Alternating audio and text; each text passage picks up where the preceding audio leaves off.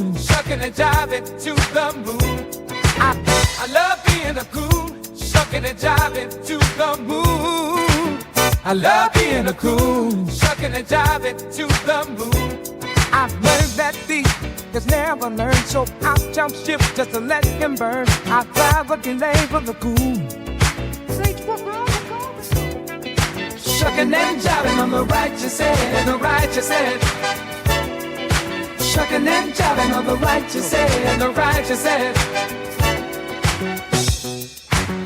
Living up on the edge, on the righteous edge. Living up on the edge,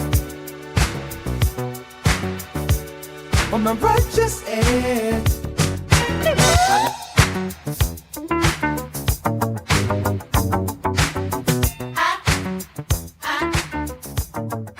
What's up, y'all? It's your boy Jack. And man, this is kind of it's a sad day. It's a sad day because I got to cover this debate where a guy I actually like did not do very well, and he might. We'll see by the end if he won or lost. And I got to give now you making me have to give a L or a W to somebody I don't necessarily agree with. So it's one of those things where I'm like, yo, man, I gotta be fair. I want people to be able to watch the channel. Yes, I am biased. I'm a conservative Christian, as conservative and as Christian as they get. But when it comes to analyzing something, I want people to be able to trust my assessment and to be able to say, this dude is fair. He knows what he's talking about. Like I've said before, I was on a debate team. I studied debate. I've studied a little bit of philosophy just on my, like ever since I was young. I was actually homeschooled, and my mom and dad would have me go through all these different studies and do all these different things.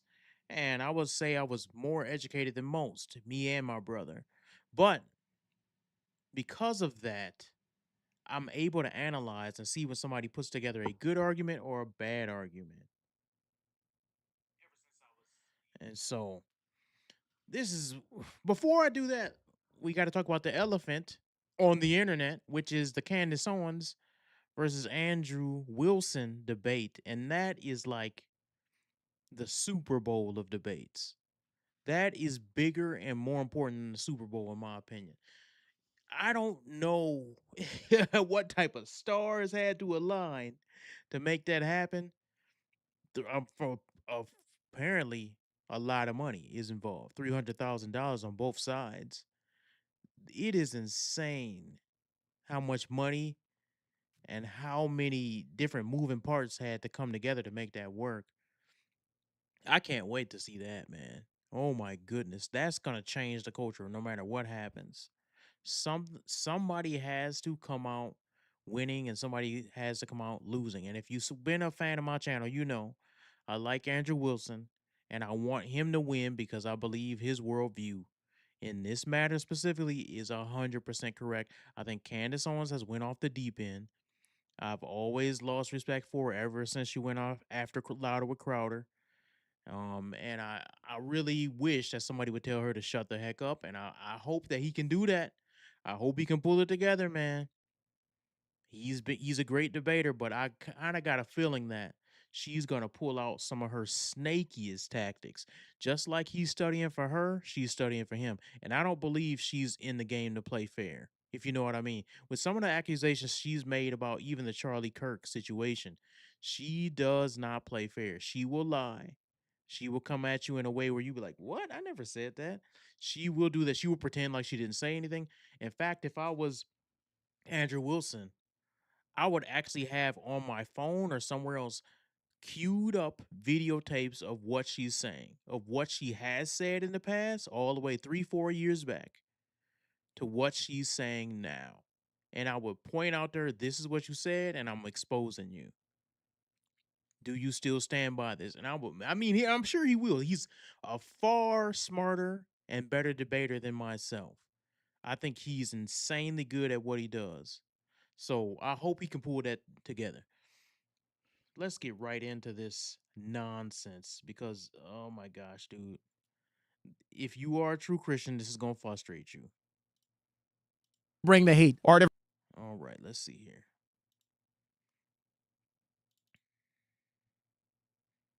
Everybody, now it's time to dive into progressive Christianity, abortion, and atheism with our very, very special guest, progressive commentator Kyla Turner. How are you, Kyla? Hello. Good to see you. How's it going? Good. How are you? How you guys doing? Doing great. Doing good. So let's get into this. Yeah. Let's start with begging the question, Austin. Let's do that. What do you mean begging the question? Well, let's just start with the question.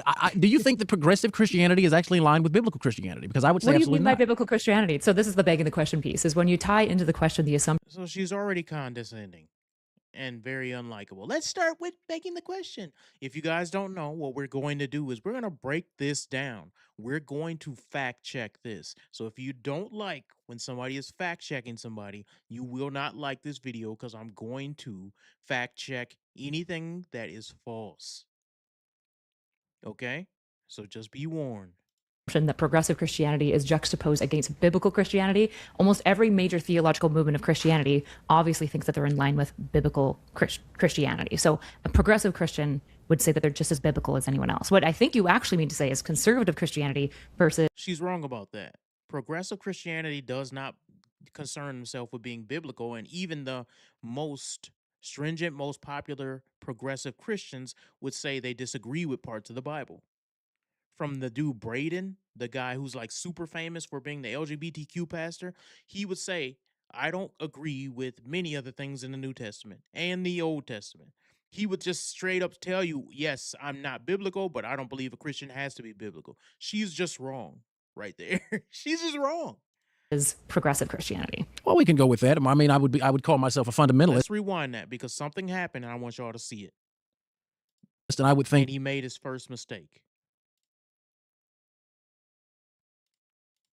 Piece is when you tie into the question the assumption that progressive Christianity is juxtaposed against biblical Christianity. Almost every major theological movement of Christianity obviously thinks that they're in line with biblical Christianity. So a progressive Christian would say that they're just as biblical as anyone else. What I think you actually mean to say is conservative Christianity versus progressive Christianity. well, we can go with that. I mean, I would call myself a fundamentalist, and I would think Wrong. You conceded a point you should have never conceded. Right now, he conceded that point, and the point that he conceded was that this is about liberal Christianity versus conservative Christianity. No, it's not. You would never go to a Muslim and say, well, I guess some Muslims believe the Quran and others don't believe the Quran. All Muslims believe the Quran or they're not Muslim. It's either Christian. I would have never conceded that point because now you're just talking about different flavors of Christianity. I would say Christians have a structure. That structure is found in the Word of God. Jesus Christ describes himself as the Word of God in John. John 1. In the beginning, the Word became flesh. So when you talk about is this a debate between conservative Christianity and liberal Christianity? No, it's just a debate about Christianity. Either you are a Christian or you are not. And if that's not the debate, I would not have conceded that point. that, for example, let's start with this: is there any biblical evidence that suggests that God condones the act of abortion? Numbers 5, 11, Exodus 21, 22. There's another You said Numbers one. 5:11. What does that say? That's the one where when the woman may have been unfaithful, the priest makes her take a tonic water, which causes her womb to bring forth whatever is inside of it. So it causes her to abort. Right, that's if she's been unfaithful, but that is God. That comes down as God is prescribing. The law of Moses is already established. Yeah, in the sure. Book of God prescribing an abortion. Sure. If you want Well, to. no, it's not prescribing it. I mean, and that's showing what happens when a corrupted system is still being managed. Because This is the problem with fundamentalists, right? So I'm not sola scriptura. So now she made a point, and let's just examine and see if that point is true. She just said something. Let me see. What is that? Oh, so yeah, I'm sure Jubilee give me a warning right now. It better not. Channels from content ID claims. Blah blah blah blah. All right, whatever. So here, let's look at this, and I want y'all to pay attention here.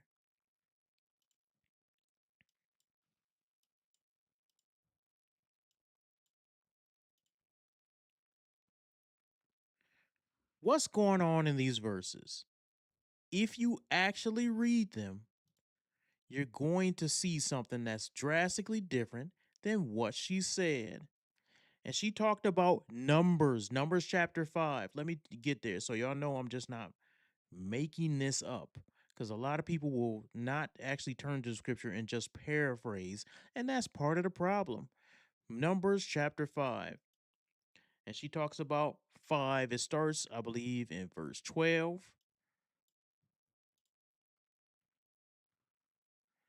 Let's see. And the Lord spoke to Moses, saying, Speak to the people of Israel. If any man's wife goes astray and breaks the faith with him, if a man lies with her sexually and it is hidden from the eyes of her husband. So we're establishing something here. And she sees undetected as though, and she is undetected, though she has defiled herself, and there is no witness against her, since she was not taken in the act. And if the spirit of jealousy comes over him, and he is jealous of his wife who has defiled herself, or if the spirit of jealousy comes over him, and he is jealous of his wife, though she has not defiled herself, then a man shall bring his wife to the priest and bring an offering required of her, a tenth of an ephah of barley flour. He shall pour no oil on it, or pour no frankincense on it. For it is a grain offering of jealousy, a grain offering of remembrance, bringing iniquity to remembrance. And the priest shall bring her near and set her before the Lord. And the priest shall take holy water in his earthenware vessel, and take some of the dust that is on the floor of the tabernacle, and put it into the water. And the priest shall set the woman before the Lord, unbind the hair of the woman's head, and place her hand on the grain offering of remembrance, which is the grain offering of jealousy. And in the hand of the priest shall have water of bitterness that shall bring the curse. Then the priest shall make an oath, saying, If no man has lain with you, and if you have not turned aside to uncleanliness, will you, while you were under your husband's authority, be free from this water of bitterness that brings the curse. I have to read all this in context, y'all, because some people are just acting as if this verse supports abortion. But if you do not go astray, though you are under your husband's authority, and you have defiled yourself, and some man other than your husband has lain with you, then let the priest make the woman take the oath of the curse, and say to the woman, The Lord make you a curse and an oath amongst your people. And when the Lord makes your thigh fall away and your body swell, may the water that brings the curse pass into your bowels and make your womb swell and your thigh fall away. So, what is this talking about? This is talking about if a man suspects his wife of cheating on him or of committing adultery, he is to bring her before the priest, and the priest will make her drink a water that can possibly be a curse if she did do that. What they're doing in this passage is they're saying, since we don't know what happened, but the husband suspects it, we're going to let the judgment be up to God. And it doesn't say that the wife is pregnant. It doesn't say that she's pregnant at all. Yeah, hold on. What's actually happening? The situation begins when a husband suspects the wife had committed adultery. The priest prepares the holy water, and then she takes it. If she is guilty, well, let's start with if she's innocent, nothing will happen. But if she's guilty, she will come under a curse for cheating on her husband, and that curse will be her womb will be barren. That is not abortion. Who made that jump? They didn't read the passage at all to say that that's abortion. And second of all, is even if you were to read it in some weird way and make it abortion, you're really misunderstanding God's judgment, because what God is saying, not only is it not abortion by a woman's choice not to have a child, but is really saying you will be cursed not to have a child if you're sleeping around. And secondary, a big thing they're forgetting is God decides who has a child and who does not. That is totally against the abortion of today. Like, come on, dude. I gotta be careful with these videos because Jubilee always be copyright striking. Sure, you are. Fundamentalist movement. How old is that movement, by the way? Well, fundamentalism. Well, if we go by sola scriptura, it would be 2,000 years old because Christianity was established at the crucifixion and the resurrection of Christ. Fundamentalism is 100 years old. You're the new guy. You're the new guy. Wrong. What the heck? Let's read. Let's hear this again. At the crucifixion and the resurrection of Christ. Fundamentalism is 100 years old. Oh, really? You're the new guy. You're the new guy on the block. What I would say to you is let's like look at the broader Bible and like the stories that emerge over it over time, right? Like what is actually trying to be pursued within the gospel? Do conservative Christians look more like the Pharisees or Jesus? Oh, really? Oh, okay, okay. Fundamentalism, you guys, she says, is the new guy on the block. You mean fundamentalists that believe that abortion is wrong. You fundamentalists, let's see, what's her biggest topic? Homosexuality. Oh, really? So the fundies are the new ones on the block. Well, let's read. Christians during 70 AD to 120 AD. I always pronounce this wrong, but the diachi, the teachings of the 12 apostles, is amongst the earliest surviving Christian writings in the New Testament. It is two ways of moral instruction. If you read chapter 2, verse 2, prohibits several sexual practices together, including adultery. Is that fundamentalist? Yes, absolutely. It is fundamentalist. Later commonly translated as prohibition against sexual relations with boys. Justin Martyr, approximately AD 150 to AD 160. Justin gives clear evidence of the 2nd century Christians and sexual ethics. In his first apology, Justin condemns Roman practices involving prostitution of males, and he describes sexual intercourse associated with the terms and terms them as impure. He explicitly mentions that men being sexually mutilated for what in the English translation calls sodomy, but being something else revealed about Justin's, my fault. He explicitly mentions the wrongness of men mutilating themselves. Uh-oh. Ooh, I guess you guys can't be down with all this T stuff and the LGBTQ stuff.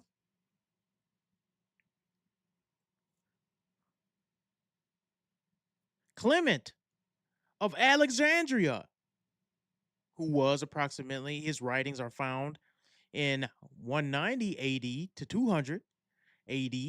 Clement of Alexandria becomes considerably more explicit. What he says: God creates male and female sexually complementary. Sexual intercourse belongs in that created order. Same-sex intercourse violates that order. Clement also describes the surrounding culture, and homosexuality was going around then, and he condemned that. This is what he said about that, the homosexual culture that was going on at that time. Men play the part of women, and women play the part of men. And he described that as being contrary to nature. Far earlier, these Christians came right after the apostles. And this is how they described. Would you say that that's fundamentalist? And this is why I don't like the term fundamentalist. I don't like it because people have all these weighted views that they attach to it. And they say, oh, that's a fundamentalist teaching.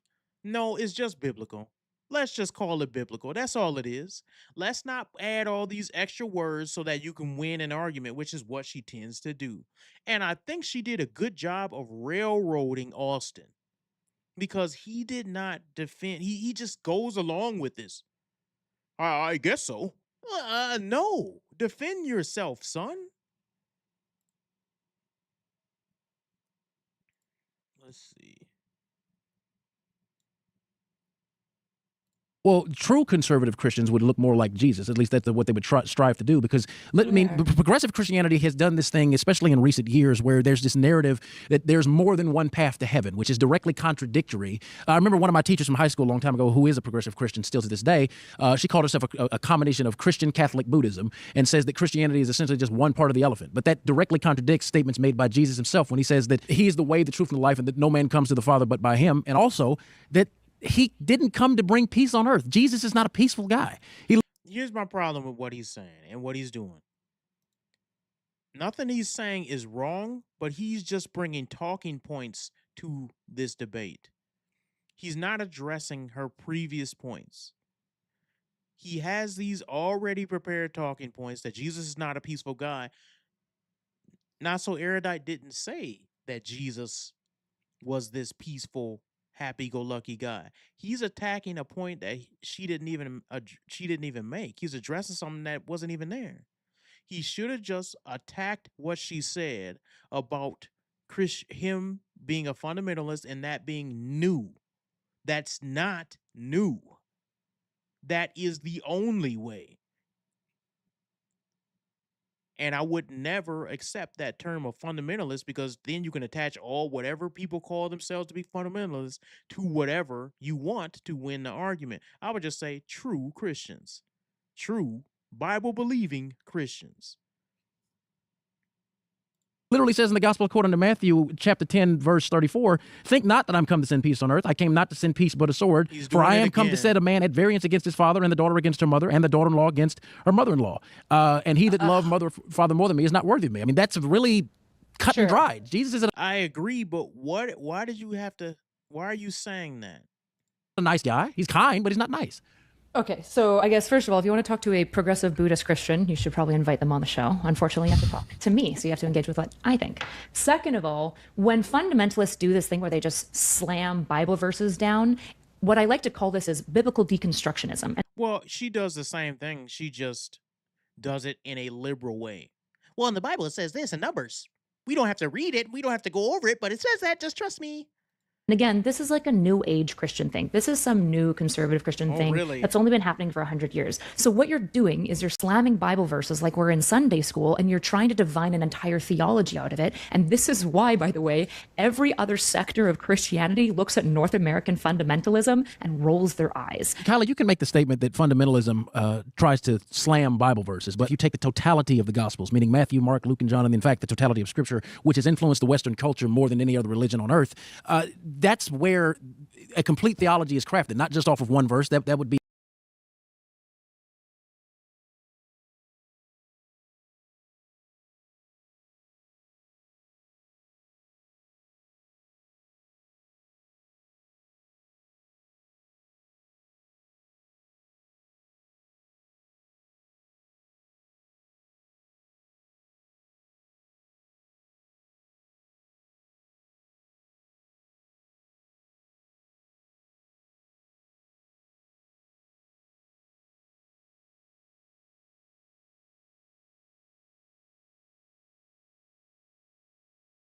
isolating improperly. But even when we look at conversations surrounding abortion, you look at conversations surrounding the fact that there is now this moral relativism that has engulfed America. And I hold the claim that America has a spiritual problem that it keeps trying to solve with political solutions. And part of that is because a lot of Americans have become morally relativistic, and more so people on the left than on the right. We can tell you there's objective moral values and duties.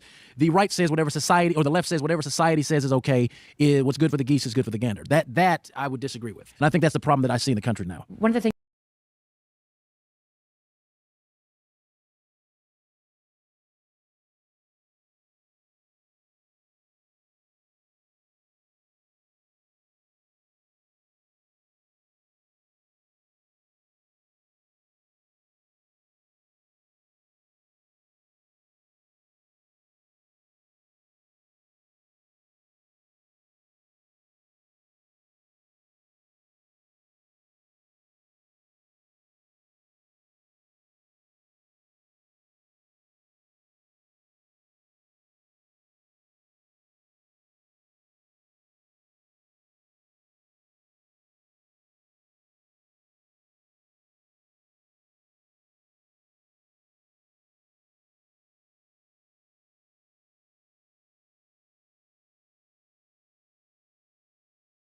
things you have to deal with as a Christian is the fact that, like, when you look at the nature of God and the way that he's talked, I mean, look at the era of judges, then we go to the era of kings, and then the era of priests. We see God have different stricture and rules and relationships between statehood and him and faith over and over. So this idea that God himself hasn't engaged relatively with people, there's literally a verse at one point